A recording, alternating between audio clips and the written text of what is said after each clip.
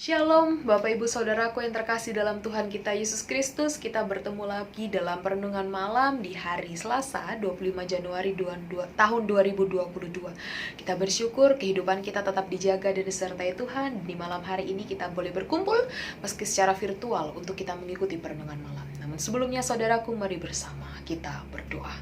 Bapa dalam kerajaan sorga, Bapa yang kami sapa dalam nama Tuhan kami Yesus Kristus, kami mengucap syukur atas kasih dan kemurahan Tuhan yang tak henti-hentinya kami rasakan. Dari pagi, siang, hingga sampai saat ini, Tuhan masih senantiasa memberkati, menyertai, memberikan kami kekuatan untuk boleh ada dalam kehidupan kami. Saat ini Tuhan, kami yang datang dalam renungan malam, kami hendak membaca dan merenungkan firman Tuhan. Namun sebelumnya kami butuh Tuhan hadir dalam hati kami, sehingga Tuhan yang hadir mampu memberikan kami hikmat, konsentrasi, dan kami memahami akan firman yang Tuhan firmankan dan kami merenungkan bersama. Oleh sebab itu Tuhan berfirmanlah kepada kami karena kami siap mendengarkan. Amin. Saudaraku, pembacaan Alkitab kita di malam hari ini terambil dari Kejadian pasal 44 ayat yang ke-14 hingga 17. Kejadian pasal 44 ayat yang ke-14 hingga 17, demikianlah firman Tuhan. Ketika Yehuda dan saudara-saudaranya sampai ke dalam rumah Yusuf, Yusuf masih ada di situ. Sujudlah mereka sampai ke tanah di depannya. Berkatalah Yusuf kepada mereka, "Perbuatan apakah yang kamu lakukan ini? Tidakkah kamu tahu bahwa seorang yang seperti aku ini pasti dapat menelaah?" Sesudah itu berkatalah Yehuda, "Apakah yang akan kami katakan kepada tuanku? Apakah yang akan kami jawab? Dan dengan apakah kami akan membenarkan diri kami?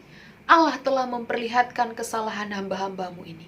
Maka kami ini, budak tuankulah kami, baik kami maupun orang, pada siapa kedapatan piala itu." Tetapi jawabnya, "Jauhlah daripadaku untuk berbuat demikian.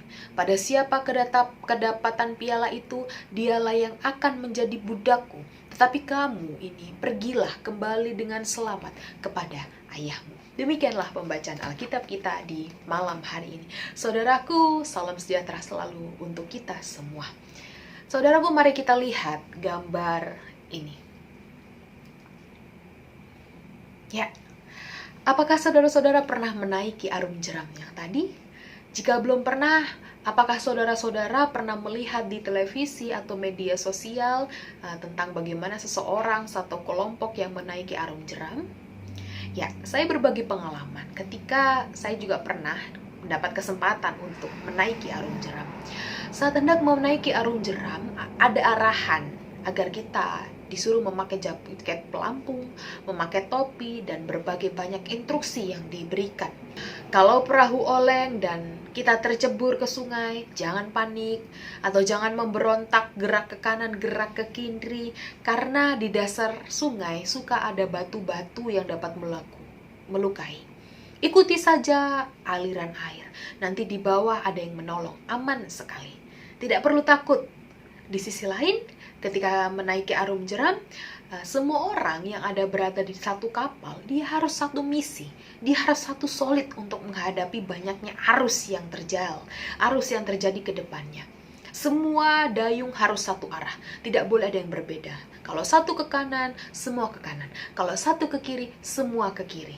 Jika semua orang dalam perahu kompak, satu misi, dan mengikuti instruksi, pasti berhasil melewati setiap arus yang deras dan semua akan selamat. Ya, saudaraku yang dikasihi oleh Tuhan, kita tahu arum jeram itu adalah sebuah hiburan, permainan untuk merelekskan, untuk bersenang-senang, tapi tetap ditemui masalah. Ada hambatan, rintangan, yaitu harus melewati arus yang deras. Inilah yang dicari, arus derasnya. Tapi bagaimana ketika ada arus deras tadi? Harus satu solid, harus mengikuti instruksi. Demikian juga dengan kehidupan ini. Setiap orang yang pernah ada dalam hidup ini pasti pernah mengalami masalah. Tidak ada seorang pun yang hidup tanpa masalah. Hanya orang yang sudah mati saja yang tidak ada masalah. Namun ketika kita ada dalam sebuah masalah, ada dua respon macam orang, yaitu ada yang lari dari masalah bahkan menghindar, atau yang kedua, atau mereka menyikapi, menghadapi masalah tersebut. Nah, dalam teks bacaan kita di malam hari ini, kita melihat bahwa ada mereka saudara-saudara Yusuf ada di respon menyikapi dan menghadapi masalah. Kita melihat kekompakan saudara-saudara Yusuf, yaitu berani menghadapi masalah meski ada harga yang harus dibayar. Di perenungan pagi tadi dijelaskan bahwa Benyamin menerima masalah, yaitu Benyamin terbukti mengambil piala perak dan harus menerima hukumannya. Dan pembacaan kita di malam hari ini melanjutkan kejadian tersebut, di mana diwakili oleh Yehuda, mereka menerima semua tuduhan Yusuf dan menyerahkan perkara tersebut kepada Allah. Mereka bersedia jika dijadikan budak bagi Yusuf. Nah, dari sikap saudara-saudara Yusuf ini, mereka melibatkan Allah dalam menghadapi masalah, dan mereka berbesar hati menerima konsekuensi yang dialami. Nah, lewat peristiwa Yusuf, apa yang dapat kita pelajari? Ketika kita ada masalah, jangan takut dan gentar. Tetap ada Tuhan di pihak kita, dan kita tidak akan merasa sendirian. Masalah selalu menghampiri kita. Meski kita tidak berbuat sesuatu pun, masalah tetap ada. Masalah pasti datang. Oleh sebab itu, saudaraku, tetap hadapilah dengan proses yang ada. Yang terpenting, undang Tuhan. Yang terpenting, percaya kepada Tuhan bahwa Tuhan berada di tengah-tengah masalah kita. Kita yakini bahwa kita memiliki Tuhan yang jauh lebih besar daripada permasalahan kita. Apapun yang saudara alami, baik dalam pergumulan, himpitan, sakit penyakit, kelemahan tubuh, mari serahkan dalam Tuhan. Tuhan tidak tinggal diam. Kalau saudara ada yang sakit, tapi malam hari ini masih tetap diberikan kesempatan untuk mengikuti perenungan malam, itu tandanya Tuhan masih memberikan kekuatan kita untuk tetap semangat menghadapi hari esok. Tuhan pasti bertindak atas setiap apapun yang kita alami. Dengan hikmat Tuhan, Tuhan berikan dan kita mampu melewati masalah yang besar sekalipun. Percayalah saudaraku bahwa Tuhan kita, Yesus Kristus, mampu menyertai, dan Tuhan mampu memberikan kita kekuatan untuk kita mampu menghadapi masalah. Selamat berjuang, selamat untuk mengundang Tuhan dalam kehidupan kita, dalam setiap apapun, sebab Tuhan ada bersama dengan kita. Amin. Mari kita berdoa. Terima kasih Bapa dalam kerajaan sorga untuk firman Tuhan dan perenungan firman Tuhan di malam hari ini. Kami bersyukur bagaimana kami tetap diingatkan, dikuatkan bahwa Tuhan tetap ada dalam setiap kehidupan kami. Biarlah kami tetap semangat mau menghadapi apapun persoalan pergumulan kami di depan, karena kami percaya Tuhan tidak akan meninggalkan kami.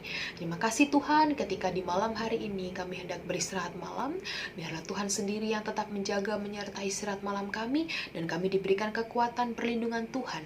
Dan esok pagi Tuhan, kami boleh bangun dengan sukacita untuk melanjutkan aktivitas kami. Terima kasih Bapa dalam kerajaan surga. Ini kami, ampuni segala dosa dan kesalahan kami yang kami lakukan melawan kehendak Tuhan. Hanya dalam satu nama Tuhan kami, Yesus Kristus, kami berdoa dan mengucap syukur. Amin.